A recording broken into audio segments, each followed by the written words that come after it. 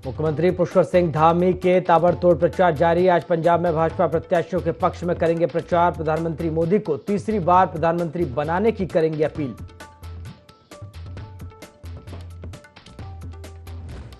चारधाम यात्रा में उमड़े तीर्थयात्रियों से कारोबार हुआ दोगुना। महज 15 दिन में 200 करोड़ से ज्यादा का कारोबार। श्रद्धालुओं का आंकड़ा 10 लाख के पार।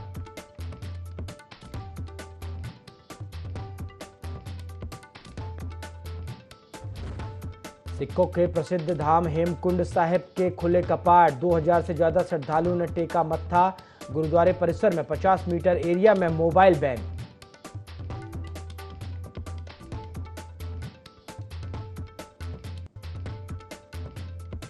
देहरादून में रिस्पना किनारे बसे 525 घरों पर गाज। सोमवार से हटाने की प्रक्रिया होगी शुरू। एनजीटी ने हटाने के दिए थे आदेश।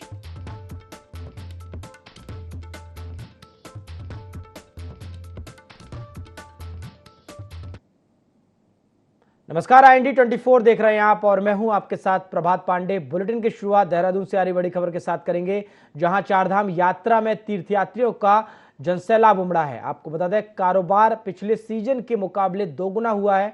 15 दिन में 200 करोड़ से ज्यादा का कारोबार हुआ है। चारधाम यात्रा में 10 लाख से ज्यादा श्रद्धालु अब तक दर्शन भी कर चुके हैं। वहीं चारधाम यात्रा के लिए 31 लाख से ज्यादा श्रद्धालुओं ने अभी तक ऑनलाइन रजिस्ट्रेशन कराया है। इस बार की चारधाम यात्रा में आपको बता दें, श्रद्धालु भारी संख्या में पहुंचे हैं और श्रद्धालुओं का जन सैलाब एक तरह से कहा जाए तो उमड़ा हुआ नजर आया, और जिसके चलते जो कारोबार है वो भी इस बार अच्छा हुआ है। अगर पिछले सीजन की बात करें तो लगभग जो कारोबार है वो दोगुना हो गया। सिर्फ 15 दिन में ही 200 करोड़ से ज्यादा का कारोबार हुआ है। कहीं ना कहीं व्यवसायियों के लिए आर्थिक रूप से अगर बात करें तो आर्थिक दृष्टि से भी एक अच्छी खबर। चारधाम यात्रा में अब तक अगर बात करें 10 लाख से ज्यादा श्रद्धालु फिलहाल दर्शन कर चुके हैं, और अगर ऑनलाइन रजिस्ट्रेशन की बात करें तो 31 लाख से ज्यादा श्रद्धालुओं ने अभी तक ऑनलाइन रजिस्ट्रेशन कराया है।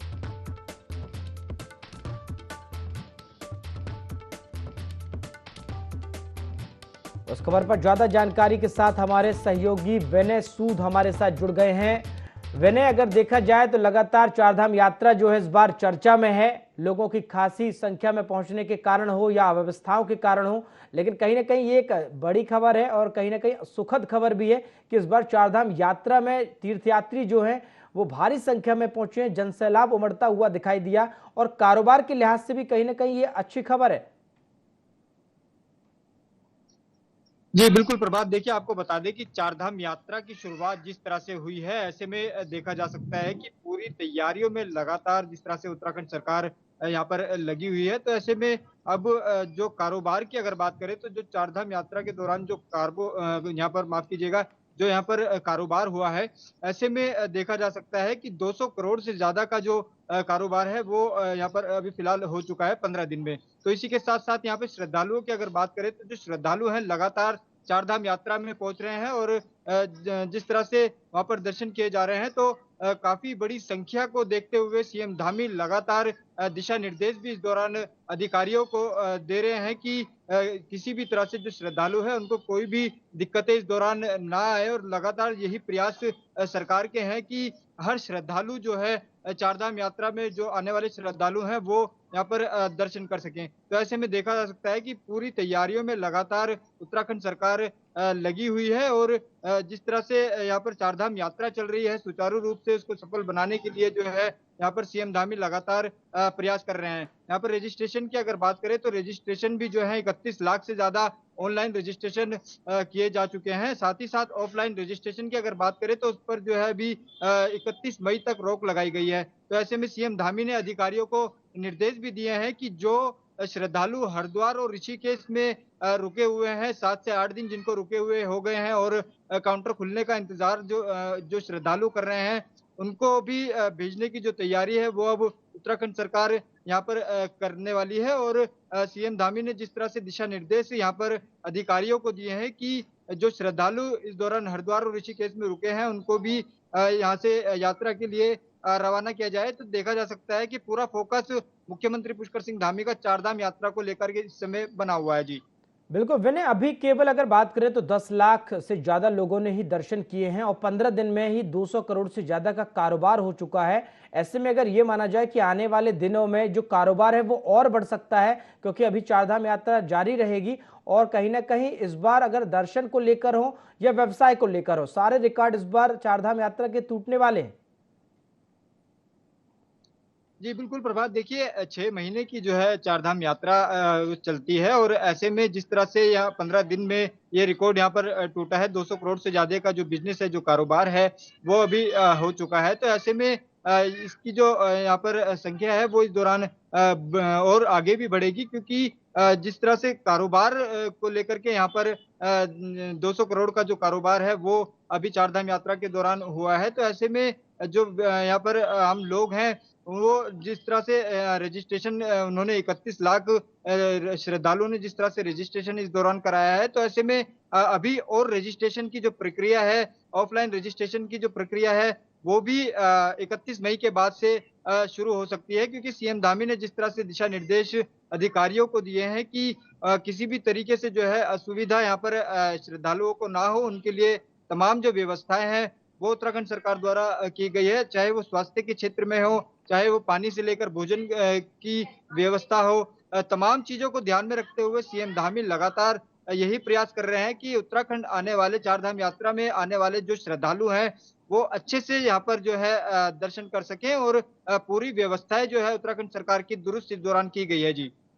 बिल्कुल बिल्कुल, व्यवस्थाएं दुरुस्त की गई हैं। अगर विनय देखा जाए तो 10 लाख से ज्यादा श्रद्धालु दर्शन कर चुके हैं। अगर 31 लाख लोगों ने अभी तक रजिस्ट्रेशन कराया हुआ है, आने वाले दिनों में लाखों की संख्या में और लोग पहुंचेंगे, दर्शन करेंगे। कहीं ना कहीं इस बार प्रशासन के लिए इस जो ये पूरा चारधाम यात्रा का जो पूरा सीजन रहा है वो कहीं ना कहीं मशक्कत भरा रहने वाला है। जी, बिल्कुल। देखिए प्रभात आपको बता दूँ कि 10 मई से जिस तरह से जो यहाँ पर चारधाम यात्रा की शुरुआत हुई, बड़ी संख्या में श्रद्धालु इस दौरान चारधाम यात्रा में पहुँचे, तो उससे जो है यहाँ पर जो व्यवस्थाएँ हैं, उनमें जो है हल्का जो है यहाँ पर देखने को मिला कि व्यवस्थाएँ चरमराई भी, लेकिन उत्तराखंड सरकार ने जिस तरह से यहाँ पर इन सभी चीज़ों को सँभाला, तमाम व्यवस्थाओं को जो है दुरुस्त करने का जो काम इस दौरान मुख्यमंत्री पुष्कर सिंह धामी ने किया। अब मॉनिटरिंग की अगर बात करें तो जो मॉनिटरिंग है वो केंद्र से भी इस दौरान चारधाम यात्रा को लेकर की जा रही है। तो देखा जा सकता है कि पूरी तैयारियों में उत्तराखंड सरकार तो लगी हुई है, साथ ही साथ अब केंद्र का भी जो है पूरा फ़ोकस वो चारधाम यात्रा को लेकर के है। जो श्रद्धालु इस दौरान चारधाम यात्रा में पहुँच रहे हैं, उनको किसी भी तरीके से असुविधा ना हो और जो है वो अच्छे से दर्शन कर सकें। साथ ही साथ वीआईपी दर्शन की अगर बात करें तो जो वीआईपी दर्शन है उस पर भी जिस तरह से यहाँ पर 31 मई तक रोक लगाई गई है कि वीआईपी जो लोग हैं वो इस दौरान ना पहुंचे। तो देखा जा सकता है कि पूरी तैयारियों के साथ सीएम धामी इसी चीज को लेकर आगे चल रहे हैं कि जो श्रद्धालु आम जो श्रद्धालु हैं उनको कोई भी असुविधा इस दौरान ना हो क्योंकि जब भी कोई वीआईपी इस दौरान पहुंचता है तो काफ़ी दिक्कतों का सामना जो है इस दौरान आम जनता को, आम श्रद्धालुओं को करना पड़ता है क्योंकि पूरी व्यवस्थाएँ जो है इस दौरान चरमराने लगती हैं। तो सीएम धामी लगातार इसी चीज़ को लेकर के फ़ोकस कर रहे हैं चारधाम यात्रा पर। पूरा फ़ोकस जो है उत्तराखंड सरकार का यही है कि चारधाम यात्रा को किस तरह से सुगम बनाया जा सके और हर तरह से, हर स्थिति में उत्तराखंड सरकार पूरी तरह से प्रयासरत है। जी। विनय, हमने देखा कि चारधाम यात्रा के लिए लगातार सरकार ने व्यवस्थाएं तो की हैं, लेकिन तमाम व्यवस्थाओं के बावजूद कहीं ना कहीं अव्यवस्थाएं भी भारी देखने को मिली। जो दर्शनालु पहुंचे थे, श्रद्धालुओं को भी खासी समस्याओं का सामना करना पड़ा है। इसके बावजूद अगर देखा जाए तो आने वाले दिनों में यात्रा में और श्रद्धालु पहुंचेंगे। नगर निगम की बात करें, पीने के पानी, डॉक्टर या तमाम तरह की सुविधाएं, ऑफलाइन ऑनलाइन रजिस्ट्रेशन की बात करें, इनसे निपटने के लिए आने वाले दिनों में किस तरह से प्रशासन ने, सरकार ने जो है तैयारियां कर रखी हैं? जी, बिल्कुल प्रभात देखिए जैसे कि मैंने अभी आपको बताया कि शुरुआती जो दौर है, शुरुआती दौर में ऐसी दिक्कतें आती हैं लेकिन सरकार ने जिस तरह से इसको यहाँ पर कंट्रोल करने का काम किया तमाम जो बड़े अधिकारी हैं, जो आईएएस लेवल के जो अधिकारी हैं, उनको इस दौरान चारधाम यात्रा के दौरान जो है उनको कमान सँभालने के लिए उन्होंने वहाँ पर भेजा और उनसे जो है यही सारी चीज़ों के जो दिशा निर्देश हैं उन्होंने इन सब चीज़ों को लेकर के दिए हैं। विभागीय अधिकारियों को इस दौरान जो भी चारधाम यात्रा के दौरान जो विभागीय इस दौरान आते हैं, उनके अधिकारियों को भी जो है दिशा निर्देश दिए गए हैं कि पूरी व्यवस्थाओं को दुरुस्त करें, क्योंकि जिस तरह से शुरुआती दौर में बड़ी संख्या में श्रद्धालु पहुंचे, तो उससे व्यवस्थाएं चरमराई जरूर हैं, लेकिन उत्तराखंड सरकार ने जिस तरह से इसको यहाँ पर कंट्रोल भी किया है, क्योंकि हर साल की तरह इस साल भी अगर बात करें तो जो है यहाँ जो यात्रा है वो 15 दिन में जिस तरह से श्रद्धालुओं ने 10 लाख से ज्यादा जो श्रद्धालु हैं वो यहाँ पर दर्शन कर चुके हैं। अब 6 महीने की जो यात्रा है इस दौरान चलने वाली है, तो हालांकि धीरे धीरे अब जो व्यवस्थाएं हैं और ज्यादा अच्छी और बेहतर हो जाएगी, इसका उत्तराखंड सरकार लगातार जो है यहाँ पर दावा कर रही है। तमाम जो अधिकारी हैं वो लगातार चारधाम यात्रा को लेकर मॉनिटरिंग करते हुए नजर आ रहे हैं। तो ऐसे में पूरी जो फोकस है चारधाम यात्रा को लेकर सीएम धामी का है, और केंद्र से भी जो है पूरी निगरानी इस दौरान चारधाम यात्रा पर रखी गई है। जी बिल्कुल विनय, केंद्र भी निगरानी कर रहा है और सरकार ने भी तमाम व्यवस्थाएं की हुई हैं। आने वाले दिनों में व्यवस्थाओं को और दुरुस्त भी किया जाएगा। फिलहाल विनय, शुक्रिया हमारे साथ जुड़ने के लिए, जानकारी साझा करने के लिए।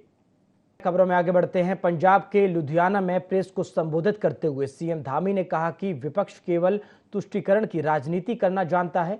इन लोगों ने एक विशेष वर्ग के लोगों को आरक्षण दे दिया। ये लोग संविधान के विपरीत की धारणा रखते हैं। सीएम ने कहा कि इनके गठबंधन के नेता लालू प्रसाद यादव कहते हैं कि एक विशेष वर्ग को आरक्षण दिया जाना चाहिए, तो वहीं आप पार्टी ने तो भ्रष्टाचार में कांग्रेस को भी पीछे छोड़ दिया है।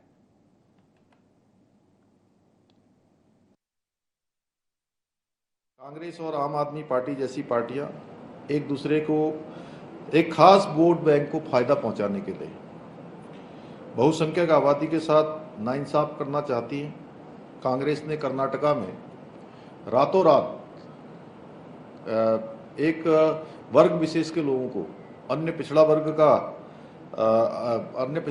का आरक्षण दे दिया, अन्य पिछड़ा वर्ग में सम्मिलित कर दिया। आपने देखा होगा ये संविधान की मूल भावना के विपरीत है। और पश्चिम बंगाल के कल 2 दिन पहले बंगाल हाईकोर्ट ने, कलकत्ता हाईकोर्ट ने एक निर्णय दिया है, जो 10% वहाँ पर आरक्षण दिया जा रहा था एक वर्ग विशेष के लोगों को, उसको रोक दिया है। तो ममता बनर्जी उसको भी चुनौती देने का काम कर रही है। इनके गठबंधन में जितने भी लोग हैं, लालू प्रसाद यादव जी, वो खुलेआम कहते हैं कि एक वर्ग विशेष के लोगों को आरक्षण दिया जाना चाहिए। आम आदमी पार्टी धूर्तता और भ्रष्टाचार में आज उसने कांग्रेस को भी पीछे छोड़ दिया है, और उनकी पार्टी के सर्वे सर्वा स्वयं जो है शराब घोटाले में जेल की चक्की पीस चुके हैं। आम आदमी पार्टी और कांग्रेस पार्टी, इनके पास ना ही कोई विजन है, ना ही कोई विचारधारा है, सिर्फ ये सत्ता के भूखे हैं। इसलिए आपने देखा होगा कि मैं पंजाब आ रहा हूँ, पिछली बार भी मैं पंजाब आया, तो मुझे बहुत आश्चर्य हुआ कि दिल्ली में और हरियाणा में ये दोनों पार्टियां एक दूसरे के साथ गठबंधन बनाकर लड़ रही हैं। बॉलीवुड सिंगर जुबिन नौटियाल के पैतृक निवासी ग्राम क्यारी में शिरगुल, बिजट एवं चुंडेश्वर 3 देवों की छाया पालकियां एक साथ एक दिवसीय प्रवास पर पहुंची। इस पदयात्रा का पहला पड़ाव बैराट खाई में पड़ा, जहां बॉलीवुड सिंगर जुबिन नौटियाल ने तीनों देव पालकियों का स्वागत कर आशीर्वाद लिया। इस पदयात्रा के दौरान जुबिन के पिता पूर्व जिला पंचायत अध्यक्ष रामशरण नौटियाल इस पूरी देव यात्रा में खत कोरू और विशाल खत के लोगों के साथ सम्मिलित रहे। वहां विकासनगर विधायक मुन्ना सिंह चौहान एवं जिला पंचायत अध्यक्ष मधु चौहान के परिवार एवं हजारों की संख्या में भक्त पहुंचे। चक्रौता 3 देवों की छाया पालकियां पहुंची हैं।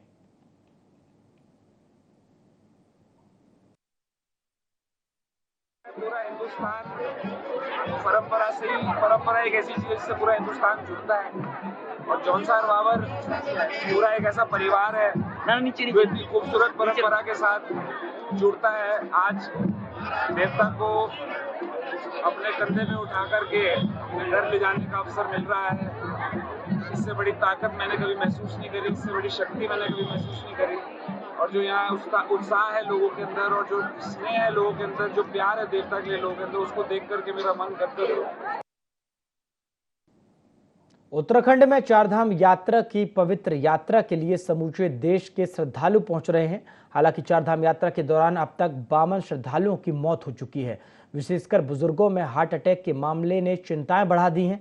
ऐसी स्थिति में विशेषज्ञ चिकित्सकों ने श्रद्धालुओं को जल्दबाजी में यात्रा पूरी नहीं करने की सलाह दी है। दून मेडिकल कॉलेज चिकित्सालय के विशेषज्ञ चिकित्सक डॉक्टर अनुराग अग्रवाल का कहना है कि ऊंचाई पर जाने की स्थिति में ऑक्सीजन का स्तर कम होने लगता है, जिससे सांस की परेशानी और हार्ट पर अतिरिक्त दबाव पड़ जाता है। इतनी ऊंचाई पर पहुंचने पर अचानक हाई एल्टीट्यूड की बीमारी होने के चांसेस बढ़ जाते हैं।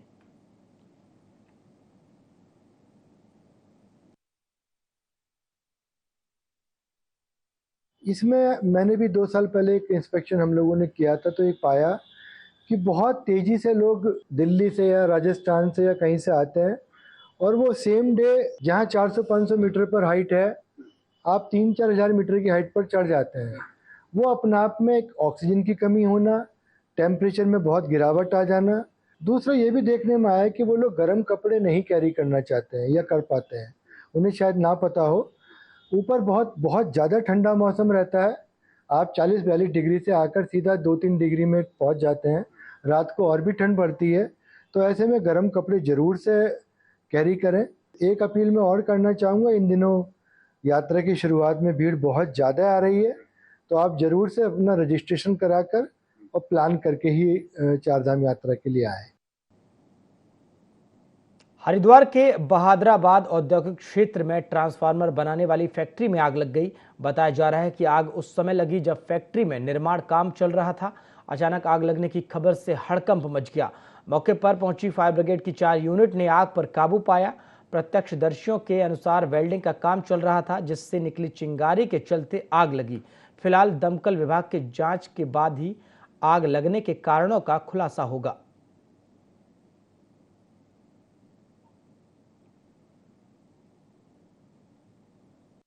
हमको सूचना मिलते ही मायापुर से हम पहला जो फायर टैंकर चला उसमें सवार होके आए और जितने यथाशीघ्र हम यहाँ पहुँचने की कोशिश करी। यहाँ आके देखा तो इसमें चारों तरफ से ये धुएं से घिर चुकी थी फैक्ट्री और शटर न खुलने के कारण थोड़ा सा विलम्ब हुआ, नहीं तो ये आग जो है और जल्दी बुझ जाती। सिडकुल की यूनिट पहुँच चुकी थी और हमने तत्परता दिखाते हुए इस शटर को, जो आगे का शटर था, उसको किसी तरीके से आधा खोल के उसके नीचे से क्रॉलिंग करके अंदर गए और जो आग फैल रही थी उसको बुझाना शुरू करा। बैटरी के जो वो बनते हैं ट्रांसफार्मर, छोटे ट्रांसफार्मर इन्वर्टर वगैरह में जो लगते हैं, वो छोटे ट्रांसफार्मर थे, इसलिए इसमें कोई ज़्यादा ज्वलनशील का वो नहीं था, नहीं तो इसमें विस्फोट भी हो सकता था। 2 गाड़ी तो फायर टैंकर सिडकुल से आए हैं और 2 फायर टैंकर मायापुर से आए हैं, तो 4 यूनिटों ने एक साथ काम करके सभी पुलिस की और जो यहाँ के लोकल बंदे थे इनकी सहायता से, इनके मतलब सभी का सहयोग से इस आग को कंट्रोल किया गया। अब ये तो जांच के बाद ही पता चलेगा, क्योंकि ऐसा है ना, अभी तो हमारा एक ही लक्ष्य था कि हमें आग बुझानी है। हमारा एक ही होता लक्ष्य कि हमें आग बुझानी, किस तरीके से फैक्ट्री को बचाना है। अब ये तो जांच का विषय है कि कितने इनके पास एक्सटिंग्विशर थे, क्या था, वो बाद में पता चल जाएगा। पौड़ी के श्रीनगर में गुलदार का आतंक लगातार बढ़ता जा रहा था। लोग काफी परेशान थे, डर के साए में जी रहे थे, लेकिन वन विभाग की सहायता से गुलदार को पकड़ लिया गया। दरअसल वन विभाग ने हर जगह पिंजरा लगा रखा था, जिससे गुलदार को पकड़ा गया है। फिलहाल गढ़वाल वन विभाग के डीएफओ स्वप्निल अनिरुद्ध ने बताया कि गुलदार को नागदेव रेंज पौड़ी लाया जा रहा है। मेडिकल के बाद अग्रिम कार्रवाई की जाएगी। जो डांग क्षेत्र है जहां सूरज की शुक्रवार को घटना हुई थी, उससे 100 मीटर ऊपर जो हम लोगों ने पिंजरा लगाया था उसमें एक गुलदार ट्रैक हुआ है। टीम तुरंत मौके पर पहुंची और उसमें एक गुलदार जिसकी उम्र लगभग 6 साल है और उसका लिंग नर है, वो उसमें फंस गया है। तो उसको जो है हम लोग यहाँ पौड़ी रेंज नागदेव लेके आए हैं। पशु चिकित्सा अधिकारी द्वारा जो उसका परीक्षण किया गया उसमें गुलदार स्वस्थ पाया गया है। संभवतः यह वही गुलदार है, क्योंकि उसी गुलदार की एक टेरिटरी होती है और उसी क्षेत्र में उसी स्पॉट पर ये गुलदार को हम लोगों ने पकड़ा है। अभी भी पिंजरे जो है क्षेत्र में लगे रहेंगे, हमारी निगरानी लगी रहेंगी। ड्रोन टीम, ट्रैंकुलाइजिंग टीम क्षेत्र में लगे रहेंगे, गश्त कर रही है और जो लोगों को जो है हमारे स्टाफ को जो भी स्थिति दिखेगी वहाँ पे उसके अनुसार जो है उच्च स्तर पर सूचित किया जाता है और हम लोग भी उसी तरह से सतर्क रहेंगे। गुलदार की दिखाई दी तो मतलब जो है वो सूचना तुरंत ऊपर पहुँचा जाएगी। इसके लिए हमने ट्रैप कैमरे भी लगा रखे हैं। ट्रैप कैमरे में भी जो नजर आएगा तो वो जो है क्लियर हो जाएगा। तो जनता से तो यही अपील कर सकते हैं हम कि मतलब जब भी जाएं सामूहिक रूप से जाएं और सामूहिक रूप से किसी प्रकार की वो नहीं, जंगल की तरफ तो आजकल जब भी स्थिति खराब है, इसमें जनता का हमें पूर्ण सहयोग है और जनता के कारण ही जो है हमें ये जो पकड़ने में इसको जो है वो मिला है, क्योंकि लोगों ने बिल्कुल जो है रोड पे जो है आना जाना बंद कर दिया था, जिससे कि जो है गुलदार को जो है अपना जो है खुला क्षेत्र दिख के जो है वो पिंजरे के अंदर कैद हो गया। तो मैं तो ये बोलूँगा लोगों के सहयोग से ही मतलब जो है ये कैद हो पाया है। चलिए खबरों में आगे बढ़ते हैं। अगली खबर देहरादून से है, जहां उत्तराखंड में चार धाम यात्रा में श्रद्धालुओं का जन सैलाब उमड़ रहा है। शुरुआती दिनों में ही रिकॉर्ड तोड़ श्रद्धालु चारों धामों में पहुंचे हैं, लेकिन इसी के साथ ही चार धाम यात्रा की व्यवस्थाओं को लेकर सियासत थमने का नाम नहीं ले रही। इस बार भाजपा के वरिष्ठ नेता और उत्तराखंड के पूर्व मुख्यमंत्री त्रिवेंद्र सिंह रावत अपनी ही सरकार को घेरते हुए दिखाई दिए। देखिए ये खास रिपोर्ट।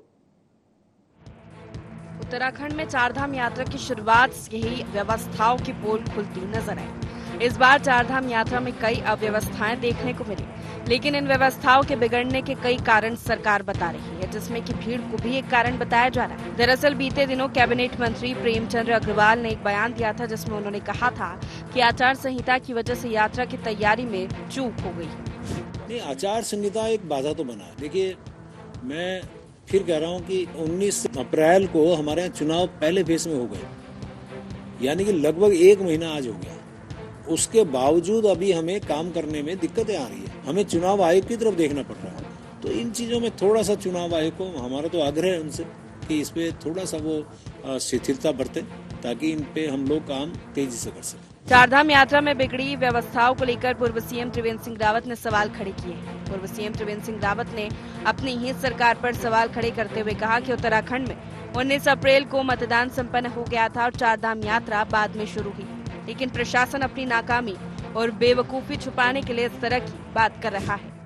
देखिए, चुनाव में भी एक थोड़ा बहुत फोर्स हमारी लगती है, लेकिन चुनाव तो यहाँ 19 अप्रैल को संपन्न हो गए, यात्रा कब प्रारंभ हुई? तो ये प्रशासन अपनी नाकामयाबी, अपनी बेवकूफ़ी छुपाने के लिए इस तरह की बात करते हैं। प्रशासन के लोगों के मुंह से इस तरह की बातें शोभा नहीं देती। चारधाम यात्रा में जहां एक तरफ लाखों की संख्या में श्रद्धालु दर्शन कर रहे हैं, तो वहीं भारी भीड़ ने शासन प्रशासन के पूरे सिस्टम को हिला दिया है। आलम यह है कि श्रद्धालु बिना दर्शन किए वापस घर लौट रहे हैं, तो ऑफलाइन पंजीकरण बंद होने से कई तीर्थयात्री ऋषिकेश रुके हैं। ऐसे में कांग्रेस पार्टी भी सरकार पर यात्रा की अव्यवस्थाओं को लेकर जमकर हमलावर है। कांग्रेस प्रदेश प्रवक्ता शीशपाल बिष्ट का कहना है कि चारधाम यात्रा में लगातार अव्यवस्थाएं सामने आ रही है, लेकिन मंत्री अपनी नाकामी छुपाने के लिए बहानेबाजी कर रहे हैं। पूर्व सीएम त्रिवेंद्र ने भी चारधाम यात्रा को लेकर वाजिब सवाल खड़े किए। आखिर प्रशासन कहां सोया हुआ था, समय पर तैयारी क्यों नहीं की गई? चारधाम यात्रा में जितनी भी अव्यवस्थाएं आपको दिखाई दे रही हैं या निकायों में के चुनाव में जो भी देरी हो रही है, मंत्री जो है अपनी नाकामी छुपाने के लिए जो है बहानेबाजी कर रहे हैं। और पूर्व मुख्यमंत्री त्रिवेंद्र सिंह रावत जी ने भी जो है वाजिब सवाल खड़े किए हैं कि आखिर जो है प्रशासन कहाँ सोया हुआ था, समय पर जो है वो तैयारी क्यों नहीं कर रहा था। जब इनको तैयारी करनी होती है तब तो जो है अधिकारी एसी कमरों में सोए हुए हैं। अगर पूर्व मुख्यमंत्री इतना बड़ा बयान दे रहे हैं तो निश्चित तौर पर ये सरकार के लिए शर्मनाक है और सरकार की कार्यप्रणाली पर बहुत बड़ा प्रश्न चिन्ह है। चारधाम यात्रा शुरू होने के बाद से अब तक व्यवस्थाओं के मोर्चे पर सरकार लगातार सवालों के घेरे में है। यात्रा मार्गों पर अव्यवस्थाओं को लेकर जहां एक तरफ आम श्रद्धालुओं में नाराजगी देखी जा रही है, तो वहीं कांग्रेस भी धामी सरकार पर तमाम आरोप लगा रही है। लेकिन अब खुद धामी सरकार में कैबिनेट मंत्री प्रेमचंद अग्रवाल ने ऐसा बयान दे दिया है जिससे सरकार की किरकिरी तो हो ही रही है, साथ ही विपक्ष के हाथ भी बड़ा मुद्दा लग गया है। देहरादून से IND24 के लिए विनय सूद की रिपोर्ट। बुलेटिन में फिलहाल इतना ही। देश और दुनिया की तमाम खबरों के लिए आप देखते रहिए IND24। नमस्कार।